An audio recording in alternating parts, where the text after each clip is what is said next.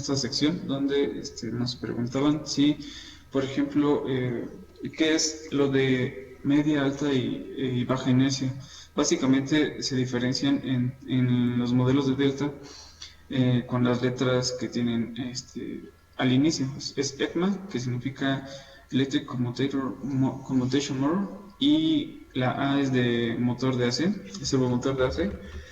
La siguiente letra es la que define primero el voltaje y la velocidad a la que se mueve. Tomando en cuenta la velocidad, nosotros definimos lo que es la inercia. Mientras más baja sea la velocidad, se considera de mayor inercia. En este caso hay de 1000 RPM nominales, 1500, 2000, 3000 RPM, al menos en el A2.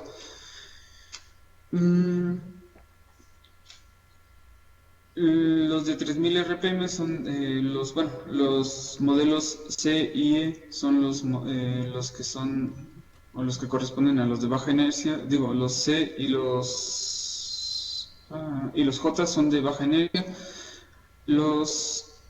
El E y K se consideran de media inercia, media alta inercia, y los otros se consideran igual de alta inercia.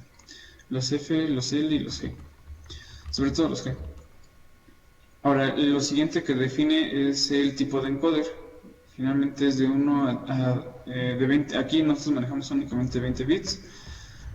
Pero también existen los modelos de 17 bits. De 17 bits y algunos de encoder absoluto.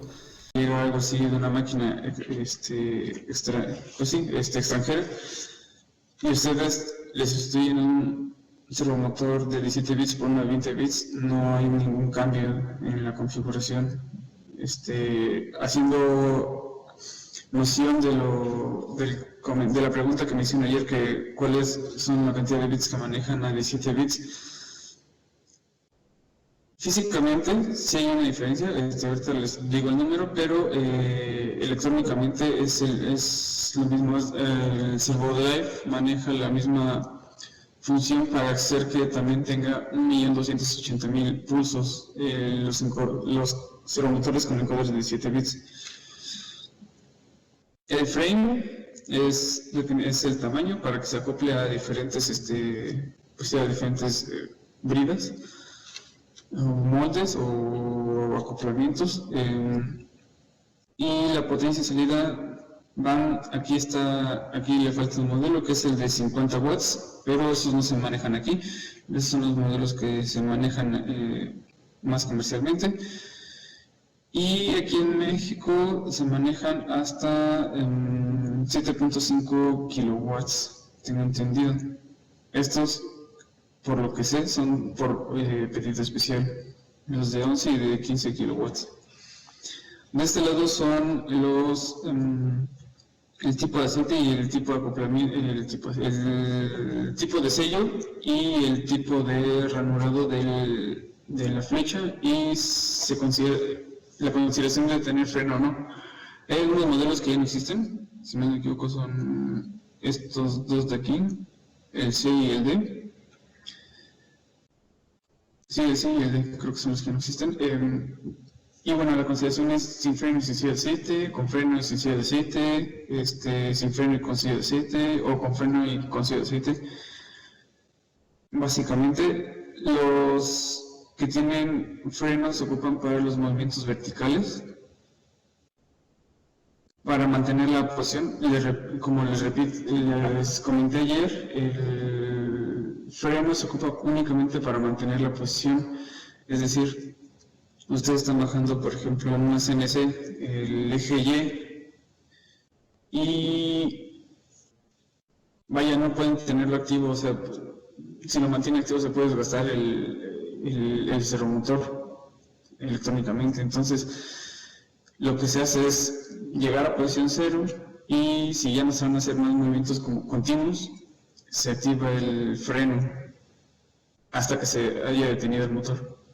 Una vez que va a empezar otra vez, justo antes de que empiece a moverse otra vez el servomotor, se desactiva el freno para hacer que libere la flecha y que empiece el movimiento otra vez. No, repito, no se ocupa para frenar el movimiento, sino para mantenerlo. Nos ha sucedido de que nos llegan los servomotores con el freno desgastado, ya no amarra la flecha y tienes, pues sí, suelta un polvo, como un polvo de hierro, entonces eso se impregnan en los imanes del rotor y una, deja de funcionar el freno, dos, la eficiencia del servomotor disminuye considerablemente y puede ocasionar diferentes alarmas y bueno, eso no es una garantía. El eje lo define esta parte. De este lado pueden tener que sea ranurado, o puedes decir que trae un cuñero, o que traiga un orificio, o que sea redondo, dependiendo de la necesidad. Obviamente los que se manejan más aquí son con cuña y sin orificio. Y bueno, el último son las dimensiones de la flecha. Pueden ser de 14 milímetros de diámetro, de diámetro o de 42 milímetros de diámetro. El normal, que comúnmente se utiliza es el S. Es una flecha estándar para Delta. Para los servodrives existen estos 5 modelos, los F, los E, los M, los U y los L. Los L son lo más sencillo de todo, no tiene protocolo de comunicación salvo 485 si no me equivoco. Esto lo podemos, esta tabla la podemos encontrar también en nuestro catálogo. Si se van al catálogo, en la parte de selección, aquí está. Aquí está la misma tabla, bueno, un poco más completa. Aquí pueden ver que todos traen 485, RC485 menos los de Ethercat, porque están destinados precisamente para Ethercat, no tienen otro propósito. Entonces les comentaba que los L son los más básicos, tienen lazo de control cerrado, no tienen puertos de expansión, no tienen ningún protocolo de comunicación de motion, tiene control analógico de voltaje, control por pulsos, control por PRs, pero no tiene leva electrónica. Los U son de los modelos estándar sin comunicación, pero que vienen un poco más completos porque tienen la función de leva electrónica y aparte tienen un puerto de entradas digitales extra. Por default tiene 8 entradas digitales en el CN1, pero tiene otras 8 en el CN7 Los de Ethercat también, pero solamente están destinados principalmente a Ethercat y pueden utilizar funciones de PR, pero las demás no lo tienen. Los Fs para DMCnet, que se utiliza principalmente para los robots, como ejes externos de los robots y como ejes del CNC de Delta. Los M son los de Canopen y, bueno, de los más completos, lo único que no tiene aquí que le hace la competencia con los modelos estándar es el puerto de expansión extra de entradas digitales, pero cumple con todo lo demás. Tiene leva electrónica, tiene los de control cerrado. Y bueno, esta se puede utilizar con los PLCs 10MC, los 15MC, básicamente. Y los de Ethercat se pueden utilizar con los 50MC, que bueno, el 15MC y el 50MC aún no están en el mercado aquí en México, pero en un futuro esperemos que sí. Miren, esos son los modelos que les decía que no estaban. El A y B, perdón, G y H, esos no están. Correcto, entonces bueno. Ahora, aquí tenemos un pequeño ejercicio para poder hacer una pequeña selección. O sea, básicamente el cliente tiene este esta necesidad, quiere hacer un movimiento hasta 2000 RPM, es una tensión de 220, el máximo corriente que demanda van a ser de 28.8 amperes. Estos son los pares. Quisiera por favor que me ayudaran a mandarme su selección por el chat. Y van a tener que hacer uso de su catálogo y les damos 5 minutos. Ustedes ya pueden hacer como una sustitución así casi en directo, nada más que tienen que hacer las consideraciones que les comenté, tiempos, no sé, incluso aquí yo les preguntaría, ¿y tienen algún protocolo de comunicación? Muy bien. Protocolo de comunicación, si tienen entradas en las digitales, si van a ocupar algún lazo de control externo como un encoder, o si van a, o sea, hay muchos factores que yo preguntaría antes de poder hacer una selección adecuada. Entonces, bueno, tomando en cuenta lo anterior, básicamente, incluso aquí está el tipo de encoder, comunicación, cuántas fases, voltaje. Es un ejercicio similar y bueno, básicamente esta es la selección, pero bueno, vamos a pasar a lo siguiente, que es el software y el hardware.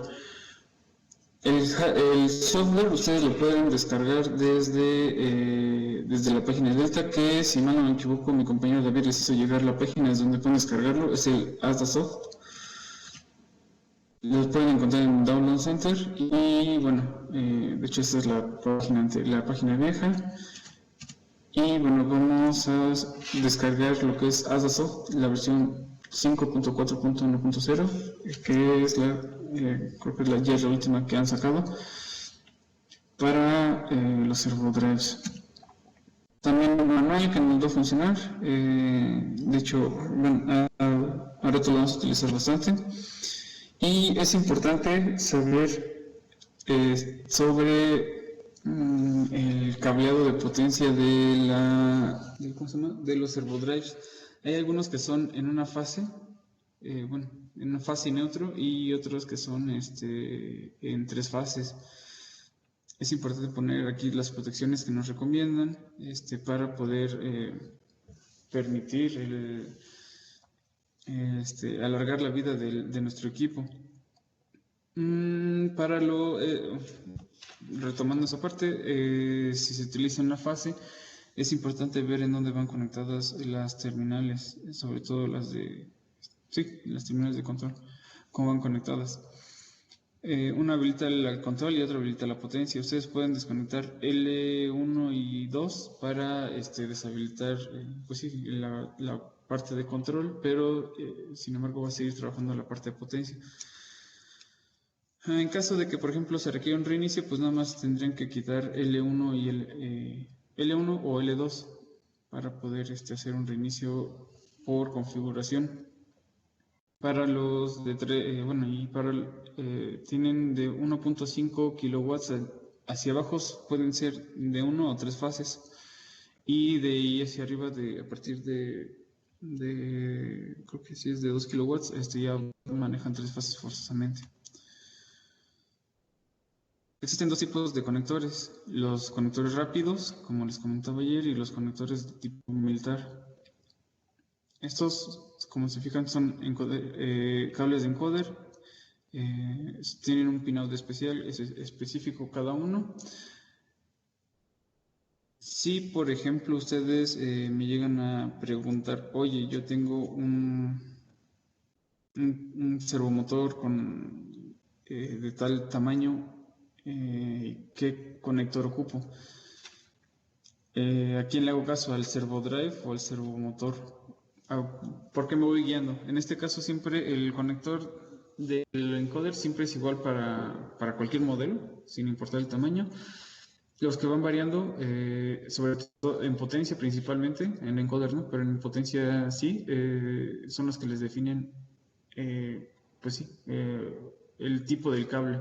Entonces ven siguiendo por el modelo del servomotor. Mm, es importante que sepan que si van a armar su cable no pueden ser mayor a 10 metros. Eso es muy importante y que estén bien soldados. Aquí pueden ver la paridad, por ejemplo, el tipo de servodrive, el modelo del servodrive que corresponde a qué tipo de servomotor. Esto es importante porque van pareados, no pueden ustedes conectar, por ejemplo, que es de 200 watts con 100 watts, a menos de que se haga una configuración especial que solamente el equipo Delta tiene los permisos para poderlo hacer. En caso contrario, les va a arrojar una alarma, la alarma AL004. Ok, tenemos aquí lo que es el pinout del CN1. A través de esto es ahorita que vamos a hacer el ejercicio para poder hacer pues sí, el ejercicio con la HMI, con las entradas digitales. Pueden ver, toda esta información la encuentran en el manual. Y bueno, aquí pueden ver salidas digitales, que son las DOs, DO más y DO menos. Están lo que son las entradas digitales, que son las DI, de la 1 hasta la 8. Tienen aquí estas que son pulso y signo, que son para control por pulsos. Entonces, cuando van a mandar un pulso de un PLC, por ejemplo, para control por pulsos, tienen que mandarlos a través de pulso y signo, o sí, pulso y signo. Cuando ustedes leen del servodrive la posición del encoder del servomotor que tiene conectado, lo pueden leer a través de la OA y OB para poder tener su referencia. Aquí tienen control, entrada analógica de torque, y por ahí tienen una de control de voltaje analógico, que es esta. Hay varias cosas aquí que son muy útiles, varias comps para tenerlas como referencia. Tienen un COM más y un BDD, que es la fuente interna. Ahorita les voy a mostrar algunas formas de cableado para poderlo activar para sus entradas digitales y sus salidas. Básicamente cada descripción viene en el manual de qué es cada una. También tienen salidas analógicas del CN1, y les explica para qué funcionan cada uno. Las entradas digitales se configuran a través de sus respectivos parámetros, y me refiero a configurar la entrada digital como asignar una tarea. Por ejemplo, generalmente se utiliza Servo On, que es SON, Servo On, para la entrada digital 1, o al menos está configurado por default, y yo he visto que finalmente se ocupa así. Entonces, bueno, ustedes pueden irlas configurando, y aquí les dice los pines en los que están. Es en el conector CN1, en el pin 9, 10, 34, 8, 33, 32, 31 y 30. Los tipos de conexiones, por ejemplo, para la forma NPN, sin fuente externa, es conectar BDD a COM más, la salida a través de una entrada digital, y va conectada con menos. Aquí únicamente necesitan un interruptor, un botón para activarlo, y van seriados. Esta es una entrada, esta es otra entrada, esta es una entrada, y todos van con la misma referencia. Si utilizan una fuente externa, recuerden desconectar BDD de COM más, porque si no se puede dañar la fuente interna, y conectar COM más a 24 a positivo, y a negativo va la entrada digital.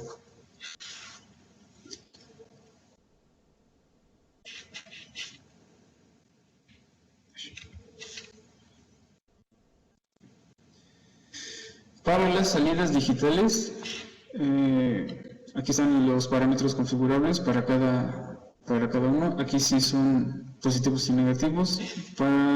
Ustedes pueden determinar si es NPN o PNP para la conexión.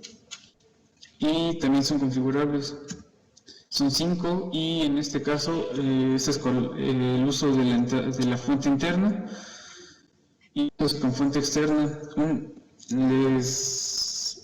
Esto es, por ejemplo, si nada más tienen pues si no tienen carga, se recomienda utilizar una resistencia de 1.5 ohms. 1.5 ohms. Y no, perdón, 1.5 kilo ohms para la resistencia.